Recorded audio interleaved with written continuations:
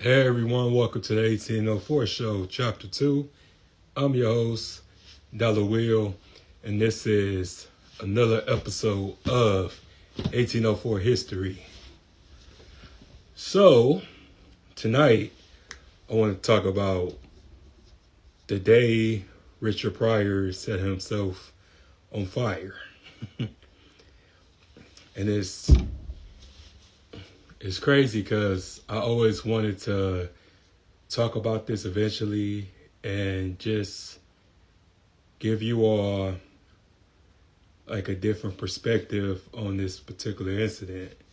Because at the time it happened, people took shots at him, people made jokes about him and stuff like that. But I always try to give a different perspective on particular things, and just, realizing who he is and who he was. One of the greatest comedians of all time. But do we know the man? Do we know the legend that was being portrayed to us? And I wanted to talk about this because this was really like a turning point of his life before his death in 2005. But in this case, I try to explain to people that you have no idea what a person's going through or what they went through. And he went into comedy to escape his demons and escape his past, pretty much. So I always try to have and show empathy towards people, because you just never know what a person experienced or what they went through. So you just have to be careful with how you treat people, what you say to them and stuff. But this particular incident occurred June 2nd, 1980. And he was at home with friends, with family. And this was pretty much at the time he was using very heavily. And a person who grew up around others who were on drugs, I can say that from personal experience that when a person is on drugs, it's impossible to tell them they need to quit.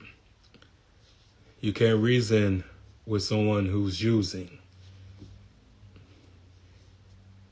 because their behavior is sporadic, and they will literally hurt you for trying to help them. So I get it.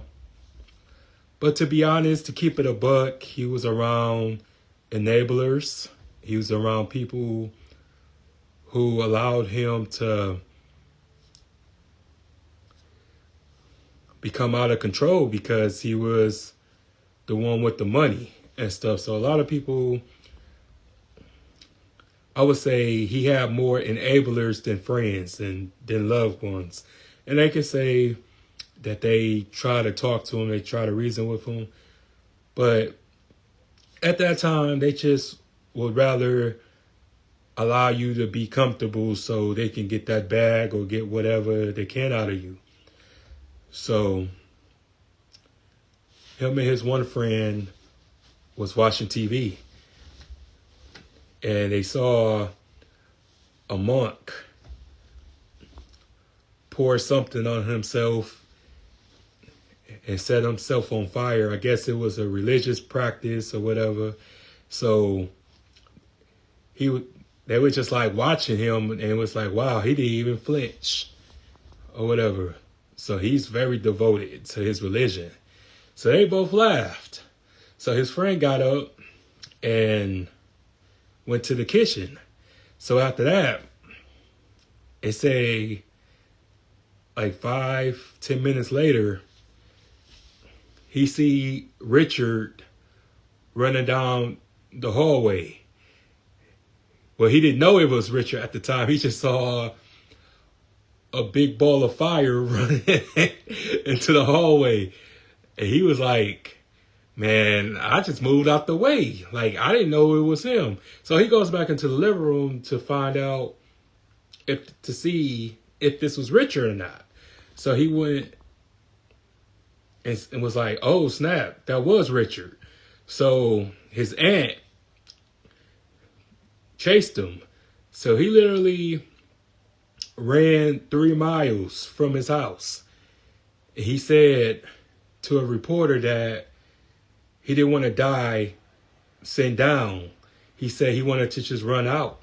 But he ran 3 miles down the street on this particular strip. And they said that the ambulance like sped off and caught up with him. But it was crazy because like the way that he got out of his house, because they say it was a gate. So they don't know how he made it across the gate. But they said that the gate had to be open with a remote control. So I guess that he jumped over the fence or jumped over the gate. You know, it's kind of funny, but it's not funny. You know what I'm saying? Hopefully, like, people can see what I'm trying to say. But it was just like, I can't imagine seeing some shit like that. That shit would kind of like shock me. You know what I'm saying? I would be laughing, but at the same time, I'd be like, oh shit. You know, I'd be concerned. I'd be like, oh man, is he all right? But yeah, it just, wow. But yeah, he suffered 2nd to and 3rd degree burns all over his body. He had a 50% chance of living. He spent 5 weeks into the hospital and just, you know, really recovering. But he said that he didn't feel anything and he would have died. But luckily he had 23 grams of cocaine in his system, so he didn't feel anything. I guess the shock of it would have killed him, but he said that he was so numb and so dead inside and high at the time that he was able to survive miraculously, you know. But when I tell everybody about it, it's just crazy, because you know, and I watched a lot of documentaries, which I'm going to add into this video, but it just really asks the question, what would make you pour alcohol on yourself and set yourself on fire? Like, what was you going through and what you were suffering that bad for you to want to kill yourself? And just documentary that I watched, like the way he grew up, was a very toxic environment, was an unstable and living environment. He grew up in his grandma's whorehouse, brothel, and he would describe being beaten by his mother very badly as a child and was sexually assaulted at the age of 7 and dropped out of school at 14.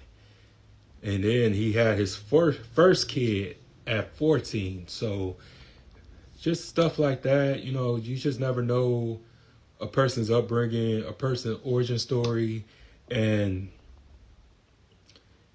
you really feel bad because he said, well, he have seen things that a kid shouldn't have seen. and just, him feeling like he was the black sheep because he had three other siblings, so he was just mistreated. And the craziest part, that his baby mama was the same chick that his father was messing with. So yeah, it's just a whole bunch of toxicity. And society never really have those type of solutions, because when a person getting fame, they should have got therapy. It should be more resources with people with mental health situations and disorders. And because as a black man, no one ever cares about our mental health, because they want to be around you, or you're important because you got money, you're important because you got fame, or you're important because you're liable. You know what I'm saying? People knows how to use people when they have fame. You know what I'm saying? Instead of getting you help, instead of taking your mental health seriously, they want to use you until you die, and then they care when you die. You know what I'm saying? So it just, can't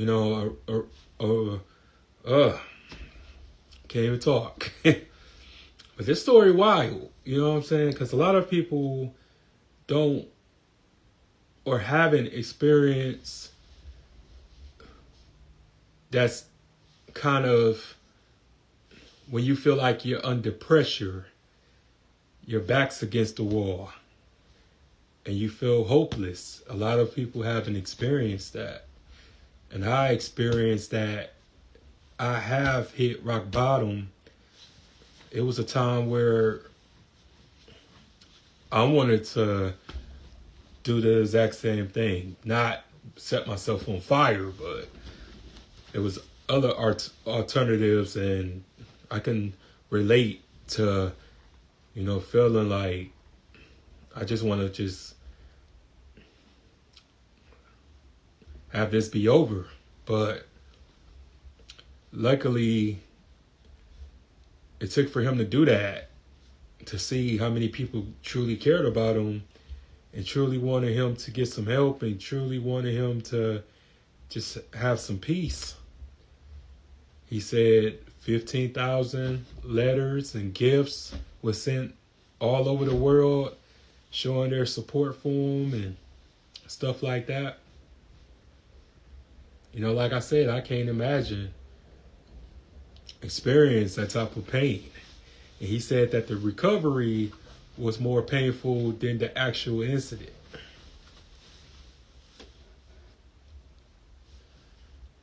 But you just never know what a person's going through. So we need to be careful how we treat people, what we say to them, what we say about them, and because you can't judge until you've been in that same situation. I hope that you're fortunate enough not to go into a situation that you would have to put yourself in a position in that matter in order to see who really out there rooting for you, who really care about you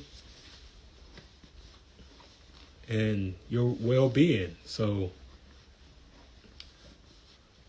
but yeah, he talks about this at the famous venue live at the Sunset Strip. And he just was very fortunate that didn't take his life. But 35 years later, he ends up dying of multiple sclerosis, aka MS. So, but yeah, that's the end of the story. Make sure that y'all hit like, comment, and subscribe to the channel, the 1804 Show Chapter 2. And have a good night. And hit that bell for future notifications. And I'm out. Peace. I saw Richard just only a few hours before he burnt up. He was completely out of his mind. His aunt was there, Aunt Dee, and I said, he's gonna hurt himself. And they basically poo-pooed me and said, get out of here. I walked out. I knew he was gonna hurt himself. He said, I've made my mind up. He called me in Hawaii. He wanted me to come to Los Angeles and cop some drugs for him. And I said I wasn't going to do that. I couldn't do that. And he talked about, I can't go on like this. I mean, I haven't slept for 4 or 5 nights. There was no reality at all. None. Zero. Gone. He said then he was just going to kill himself. Had the pipe in one hand and the torch in the other. He was dunking the torch into the rum bottle. And he was so addicted at this point, couldn't put the pipe down. He couldn't put the torch down either, because he didn't want to miss a hit. If the torch was still lit in any way, hot even, into a bottle, boom. We were looking at some specials they were talking about Vietnam. And we was looking at the monk that doused himself in gasoline, and he lit the flame. And I said to Richard, look at this man's commitment. And in Richard Pryor fashion, he said, and he didn't even flinch, which made us laugh.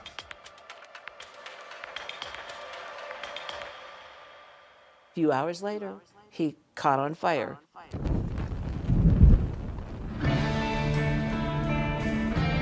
What he told me happened with he took like 180 proof rum and he poured it all over himself. And he lit himself on fire deliberately. I didn't hear a scream or nothing from Richard. It was just a ball of flame coming down the hallway. And I could look out his bedroom window and see Richard running down this long driveway in a flame. Do you know why you were running? I was running because I didn't want to die sitting down. I just wanted to run out. It was, I suppose, a suicide attempt or a very, very bad decision while under drugs.